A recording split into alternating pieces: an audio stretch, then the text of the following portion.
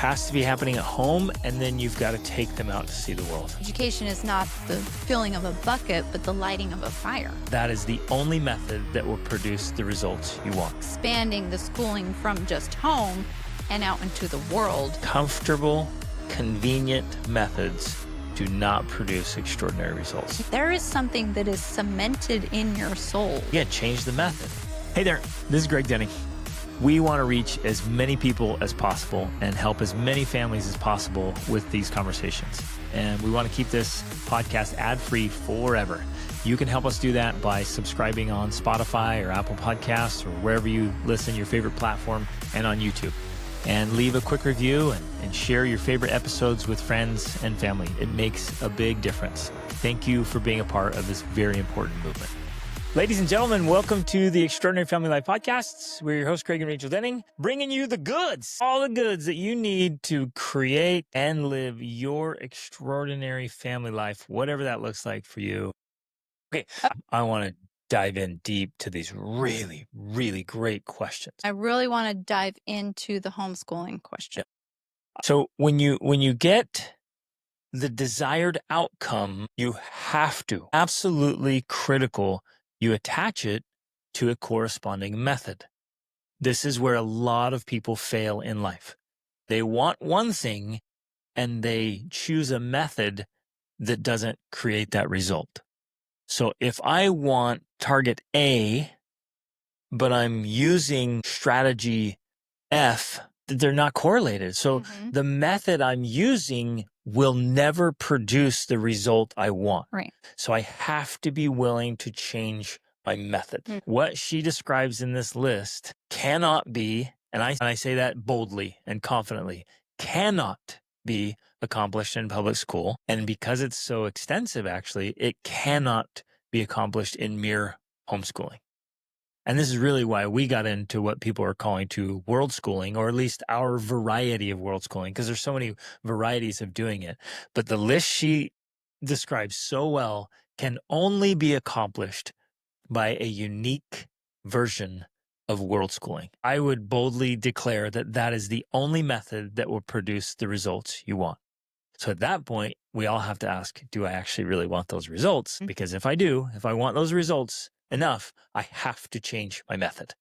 Well, and I think the point ultimately that you're making here is that if you want to create extraordinary results, you have to take extraordinary measures. Yeah. Like you have to do extraordinary things. Otherwise, ordinary methods produce ordinary outcomes. Somebody asked me that question last night. I was interviewed on a podcast and they said, what's the difference between extraordinary and ordinary? I'm like, it's the extra. Right? If you send your kids to public school because that is the ordinary method, I mean, that's what most people do. So we can all agree that that's the ordinary method. Homeschooling them is going to produce something a little bit extra, a little bit more extraordinary. Absolutely.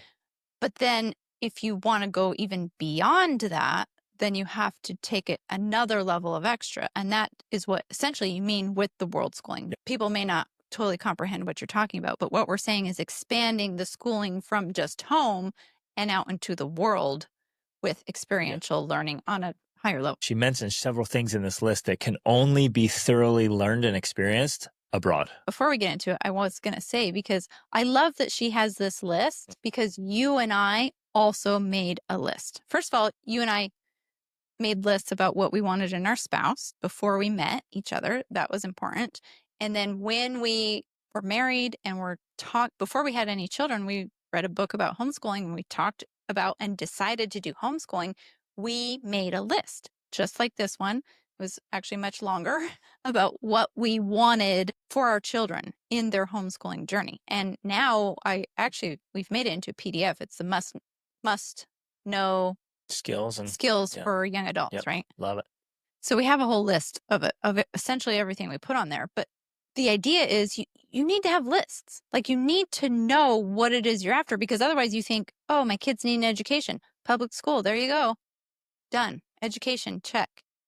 And again, if you want more extraordinary results, you have to think bigger than that. That's very naive trust. to Yeah. think that, well, of course, the people in this school and the people running this school, they want my kid to have a world-class education. Of course they do. I mean, that's why they're there. They must love children and youth, or they wouldn't have become teachers. And I Right. mean, they're there to do what's right for my kid. And the best That is for so my individual child and Right. their unique and their potential. interest. It's so naive. It's Yeah. not the case at all. To love Jesus, to live for him, to be independent, smart, capable individuals who can handle life. Just stop right there even. That's Like, very complicated. Yeah, right that's there. so complex. And there's no way that's happening in public It school. does not. And the major reason it does not is because school is designed, and this is not my opinion, this is the research that's out there that's proven, that's backed up the history of schooling. It's designed to create compliant rule followers Who don't know how to think, who aren't trained to make decisions for themselves. who are told what to do and are expected to do it. Right. The very model of how the public school system works means that by default, your children are not going to learn to be independent, smart, or capable individuals who can handle life. They're not going to learn to love Jesus either, Well, because it's illegal to talk about Jesus in that public too. school. Then, of course, the next one, to be able to think for themselves and solve problems. Nope, not going to happen in public school. Because again, the goal in public school is not to learn to think for yourself. Because when you think for yourself, you actually become a disturbing element. You become a problem because you're asking too many questions and you're disrupting You're things. disruptive, exactly. You're not letting the teacher get through the curriculum or get to the test. Like, it's interrupting the factory of production. And we did an entire episode, you and I, about allowing your children to quote unquote talk back, because that's how they learn how to think. When you say something to your child and then they say, well, wait a second, no, what about this? That is their brain learning to think. Now, if you shut that down and you say, don't talk back to me, just obey, which if you're a parent doesn't work. If you're a teacher, because you have to do that, also does not work if the outcome is learning how to think.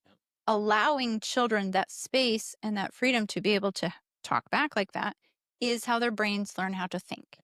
So the very environment of school doesn't allow for that, nor for solving problems, because they're not trained to solve problems in school. They're trained, again, to follow directions. Education has to be self-directed. Right. It has to be.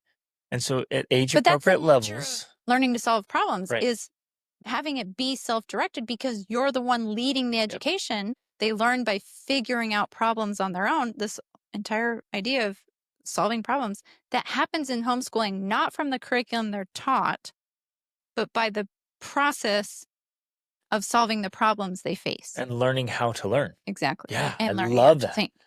Yes. So when we look at it like that, like, the foundational framework of public school is to learn to follow directions. The foundational framework of homeschooling can be, because it's not always that way. Some parents set up their homeschool just like school. a school. So there's small difference. I want to address that. But so essentially the entire framework is self-directed. Like, this is your education, figure it out, solve the problems. I'm here to help you, but you are in charge.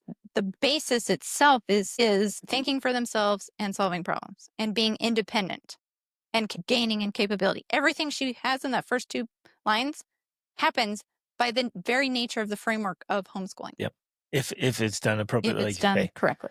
There's a great quote, I think it's by Aristotle, but I'm not sure. Education is not the filling of a bucket, but the lighting of a fire. And it's that entire idea. Like, the framework of the public school system is you are a bucket student, and I'm going to fill you with information. Because I'm the teacher. And I have the information, and I'm going to give it to you.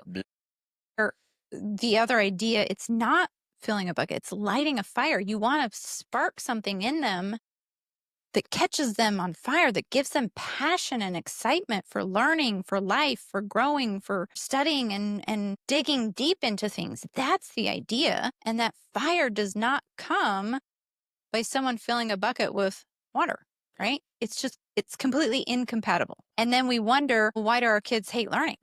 And why are they incapable, and why are they incompetent, and why are they struggling with mental health, and why are they, lacking initiative? It's because we've literally been dousing them with water trying to fill their buckets instead of sparking flames to light fires. Okay, the list continues. To be well-rounded: languages, culture, instruments, history, science, math, English, computer skills, sports, health and fitness, financial management, cooking and cleaning. All of that and more. And more has to be happening at home, and then you've got to take them out to see the world. Yes. The language, culture, history, that has to be experienced in person. Now, Yes. obviously, you can do some studying. You can do dual immersion schools, and you can, study history from the books or videos or podcasts, and that's all great. But Right. when All of you those. go into a foreign country and you challenge yourself to communicate with the locals in their language, and you learn, as they say in Spanish, a la fuerza, by force of being thrown in a situation where you've got to figure this out. Well, because it's one thing to be like, oh yeah, I'm going to learn Spanish and, I'll study it here and there. But it's a whole nother thing when you're in a Spanish speaking country and you're like, I cannot buy groceries unless I learn some Spanish words. Yep, exactly. It's a la fuerza, and you have to do it. Powerful. Yeah. There is something that is cemented in your soul. And it's like you're literally connected to the timeline of history when you go to a place that's been in existence for thousands of years. Like I don't know how to explain it. There is something special there. There's something very unique where it's like you step into history in a way. You step into that space and time. And for one thing, you can't forget it. It becomes a part of who you are. And so it becomes much more relevant to your children when they learn about things and then can make a real connection to time and space by visiting an ancient site, right? And trust me, when you actually learn about those places, your kids are way more interested because they have been there or are going there. So if you want the things that are on that list, and I hope you do, I hope everybody listening does, then you have to do more. You have to do the much extra. More. Yeah, you got to do the extra for the extraordinary. But, okay, so then she continues. I don't want to be the only teacher in their lives. I want them to experience high levels of learning and to be challenged, and also to experience society at its best and its worst. So this is kind of, that requires travel. Well, but in a way, this is kind of her protest against why she doesn't want to homeschool, because she thinks if I do, I'm going to be the only teacher. They're not necessarily going to get high levels of learning from me. And plus, they're not going to see the best and worst of society because they're at home with me. To be challenged and to experience the society and best at worst, that also happens when you're traveling. Like that for sure happens. You get to confront every interaction you have, from the hotel desk clerk to the taxi driver to the guy on drugs, drugs in the subway, to like, you see society at its best and worst when you're out traveling just by default. And so, yeah, if you are just homeschooling and you're sitting at home, you're right. They're not going to be exposed to all of that. Right. But that's why you have to do the extra. Nor will a child who goes to public school. They're going to see some toxic, weird crap going on in the school, but it's like that's not even a good representation of society. It's just this weird little petri dish of weirdness. I think it could be, because you're going to have good people and bad people. You're going to have the best and the worst. So I think in some ways, to support her argument, yeah, I could see how sending them to school would. It's a warped version of it. In a way it is. Only I think so, because it's all people of a similar age. Where does that exist in society? Yeah. Except it's unnatural in that form, because it's peer group based. And that's not real to real life, because that's the only place it really exists. Right. Even in a workplace, you're generally going to have more diverse peer groups than that. So it is unnatural that way. I agree. And I think because of that unnatural peer grouping, it does produce those toxic outcomes you're talking about. Because we have noticed, traveling the world and interacting with thousands and tens of thousands of people, that public schoolers tend to always be a little more harsh, mean, bullying. There's more of that occurs, and I think that happens. And insecure, they're edgy. It's not a healthy social environment. They lack esteem. They lack self-esteem. They're doing everything for peer approval. And actually, I know that comes from being in a group for the majority of your day, your time, that's peer grace. list. And in fact, there's a fantastic book about it that I would highly recommend. It's called Hold On to Your Kids. And he talks on this subject so beautifully about how it's so detrimental to a child's mental and emotional health to have this peer-based group as their major influence, because they have to have their parents or a mentor figure that can guide them and instruct them. He's like, otherwise it's the blind leading the blind. Right. And of course they all fall into a ditch because nobody can see. And so it is a really big deal, actually. Like, it's a huge deal. If your children spend the most of their time with their peers, one, they're not going to listen to you as much because they don't have that attachment relationship with you. And two, they're going to be inappropriately influenced just by, even if it's good kids, Just by association. just by the fact that they're still children, not adults with wisdom. And that's really what kids need during their formative years. Okay, so, but back to these two other ideas. She doesn't want to be the only teacher, and she wants them to experience high levels of learning. Well, the amazing, incredible thing about the day that we live in, which was not possible 50 years ago, is that we have It wasn't the internet. possible when we started. Oh, yeah, you're right. It wasn't even possible 20 years ago Yeah. when we started homeschooling. We have access to the internet nowadays. Now, this seriously is life-changing. If we could fully understand how life-changing this is, I think everyone would be homeschooling. They would. If they realized my children can have access to the very best teachers on the planet. Where do I sign up? Like, that's what I'm doing. Exactly. And that's actually what you have. You do not have to worry about ineffective teachers, teachers with toxic ideas, teachers who are just trying to corral the masses, because from home, you can outsource your children's education and give them literally the best education possible from the very best teachers in the world. Of all time. Of all time, right. Aided now by AI. Well, AI, by online schools, by... Well, but yeah, so say AI is the supplement, but you can get access to the greatest teachers, thinkers, leaders, instructors, mentors, coaches of all time. And very affordable, readily available. You're not stuck with whoever happens to be at your little local school. Right. Tangent for a second. Besides the fact that I read the book called The Smartest Kids in the World, the U.S. literally has one of the worst education systems on the planet. Well, okay. Okay. There's some pretty bad ones. There's there's definitely ones that are way worse. But the countries that have the best school systems in the world, like Finland, like Scandinavia, like, they really value the education level of their teachers. In fact, I think it's Finland, where teachers there get the equivalent of a doctorate.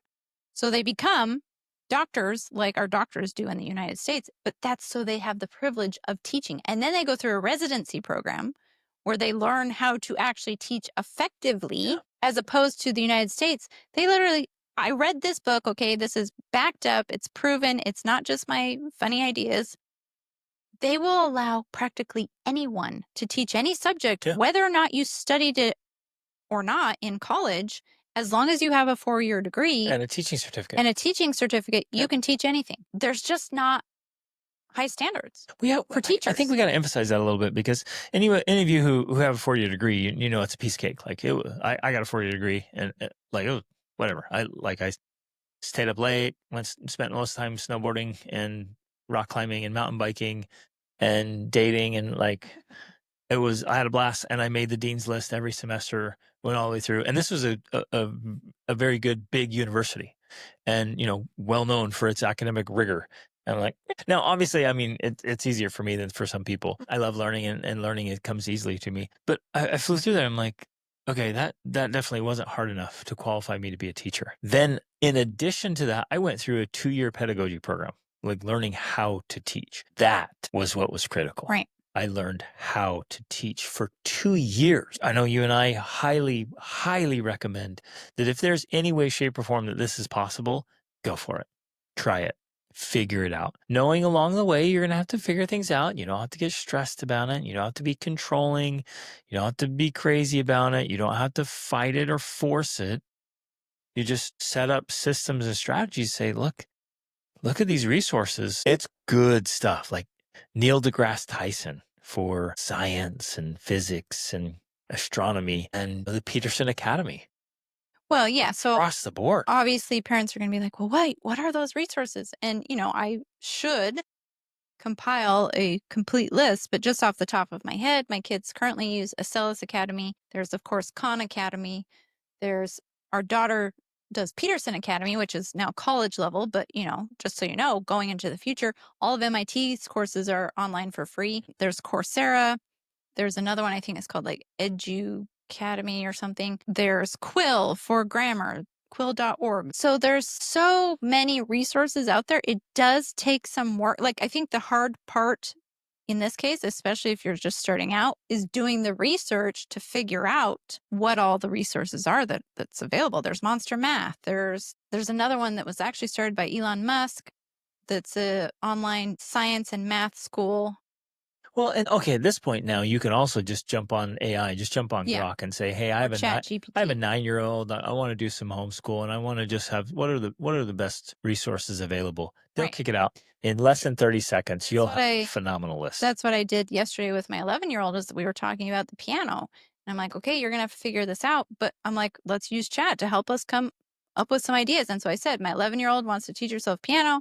What are some resources? It gave me 6 right away. And so we looked through them and then she picked the one that seemed most pleasing to her, right? And so that right there is a tool you can use to help you in your homeschooling, in being, quote unquote, the teacher or administrator of your own homeschool. In fact, using chat or Grok are fantastic ideas because then whenever you're stuck, you just can ask for that. Like, what do I do? How can I help my child learn this subject? And it's going to come up with a ton of ideas. So yeah, that's a great resource right there.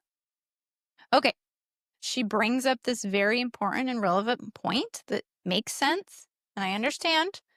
With public school, it gives me a margin to do the things I need to do for work.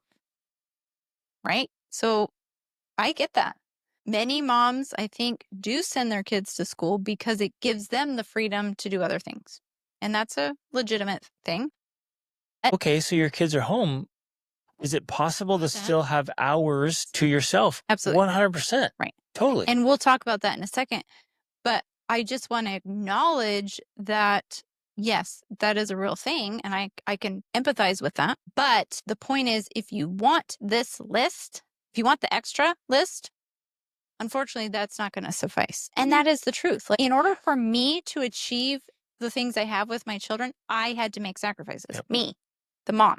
And some people don't want to do that. Some moms don't want to do that. They don't want to sacrifice their personal time, their personal ambitions for this type of outcome with their children. And so if that's their choice, okay, great. But what I am saying is if you do want this, then you do have to make those sacrifices. But at the same time, there's still a way. Like I still have been able to build my own business. I've still been able to pursue my own things. So there's still a way for me to homeschool, especially when we can use all the resources we have now available to us while also pursuing my own thing. Like it's possible. And this is related to what I was saying earlier about results and method. Yeah. So if you want those results, if you hear this list and yes, that's what I want, then you have to question your methods of saying, well, but I like the convenience and comfort of just sending them off and doing my own thing. Well, that method's not going to get you the results you want. Right. So we have to, every single one of us has to be willing to take the good, hard, honest look, the uncomfortable truth of the methods I'm using will not produce the results I want.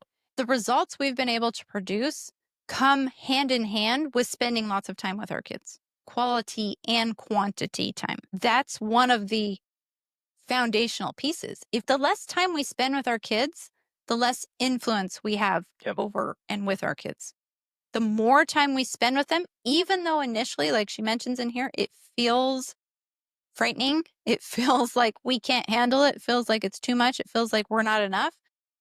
Even though initially it's that way, the more time you spend with your kids, those are obstacles that have to be overcome. And in the process of overcoming them, you actually grow and gain that capability to be able to do that. And that's also how you get the results you want. Yes. There's no other way.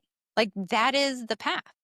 So we have to, again, question our methods if we want to get different results. And one of the methods to get better results with your kids is to actually spend more time with them, not less. And doing quality things. And I was writing that down, capturing that idea. Yes, doing quality things, but also sometimes even just more time could be Right. more influential. Well, But anyways, yeah, quantity matters. There's no substitute for that.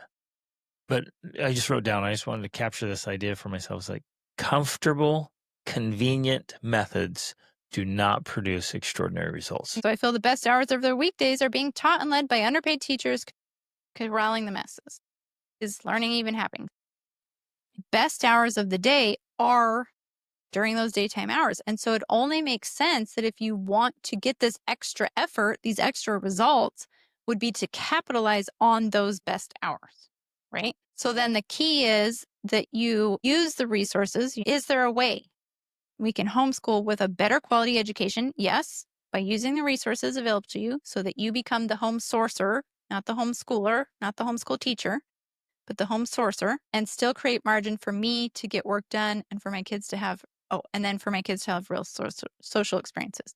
Take your kids out to see the world and interact with other humans. And the full scale, extremely wealthy to extremely poor and everything in between, all the religions, all the cultures.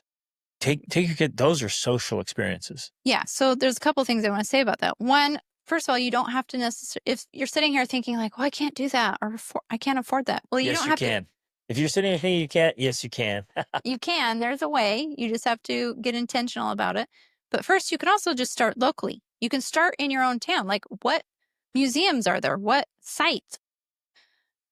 Old folks' homes? What community centers? Even in places in the United States, there's Buddhist temples you could go visit, or Muslim mosque, or like get creative and be like, what is there around me? What's available? Where can we do a field trip? You could go to the fire department. You can go, like, we've done so many different things, even in places when we were just living in small little towns in the US. You just have to get creative and actually get out of your house and go have experiences with people. All right. So socially awkward kids, super sheltered kids. Again, if you are at home all the time, they're going to be sheltered. But the key is to get them out into the world. I would like to believe. So I keep them at a distance to save them from myself. Back to this idea though, the only way through is through. The obstacle is the way. Yes. So if you're afraid of this, the only way to do it is to do it. Okay, this is so powerful and so good for all of us. If there's something I don't like about myself, the response is, well, I'm going to keep my kids over there so they don't pick this up, instead of I should change this about myself so that my kids don't pick it up. Exactly. Again, change the method. Okay. I think just to finish up here, that ultimately, I don't feel I have enough time to improve on myself to be the mom and teacher I need to be for my kids. If you wait until you feel good enough, like you're a good enough mom, like, okay, now I've been working on my stuff myself, I'm a good enough mom, now I can handle it. And the kids are gone.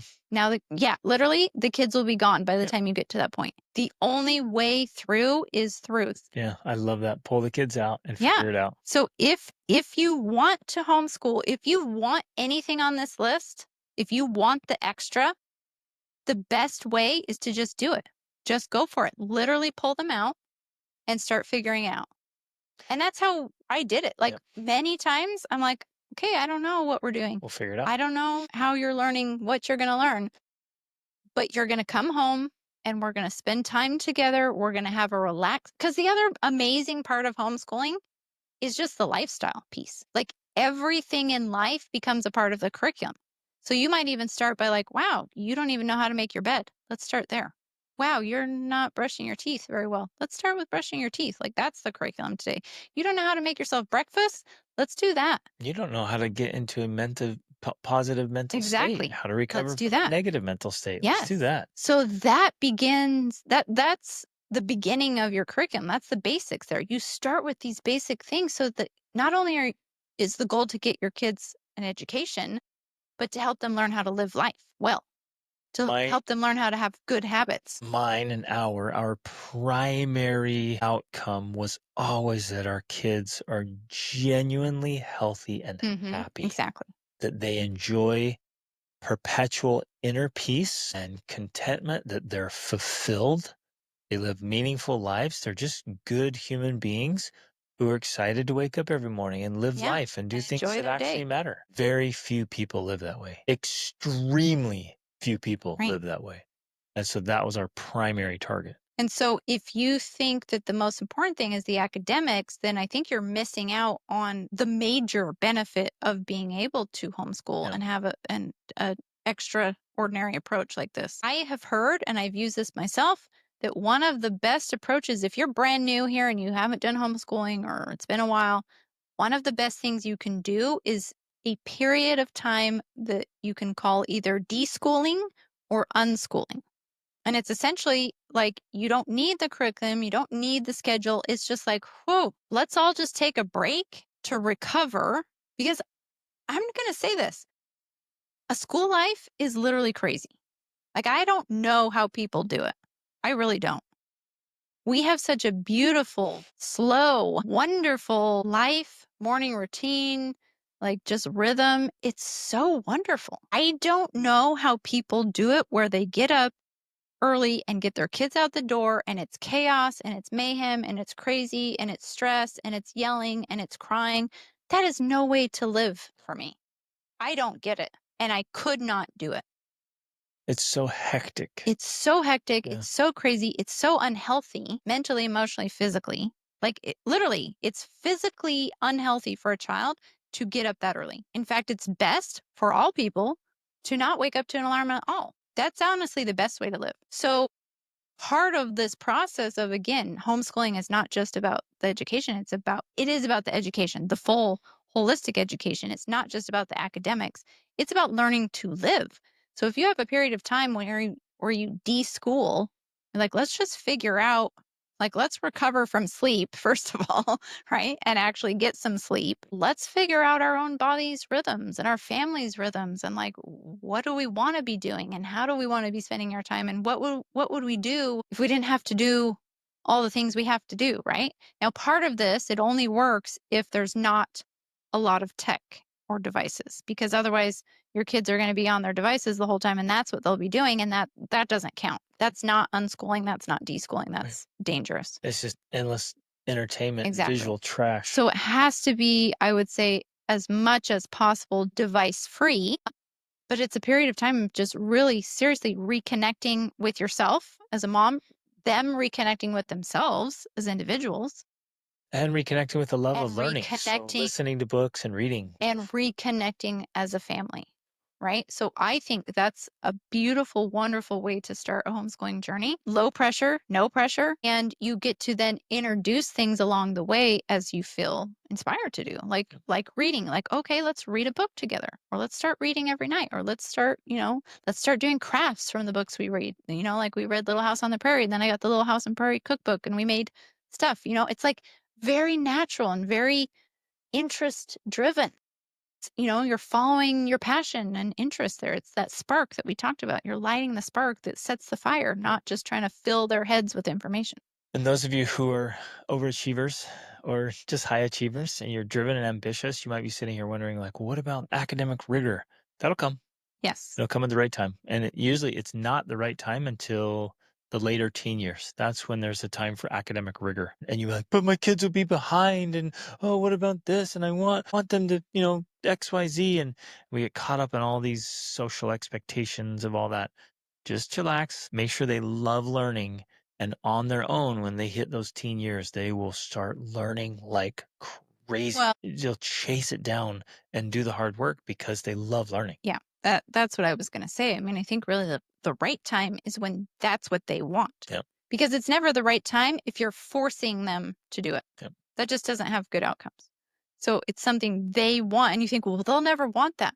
They will. If Yeah. you set up this type of environment where the love of learning is natural and a part of their life, and not all of them, because not all people are academics, and that's okay. But the ones who are, like, they're going to dig into that and thrive with that because they love learning. Awesome. Okay, go for it. Full send. Get clear about what it is you want. Identify the methods that will help you get what you want, and then make the sacrifices and the extra Efforts. effort to become extraordinary. Love you guys. Again, Rachel has tons of resources on this. Tons. So it's all built in there, and this is what we do. We have our resources. Jump in there, get the stuff, join the groups, do whatever it is you need to do to help create the extraordinary family life that you long for and live for. Love you guys. Reach upward.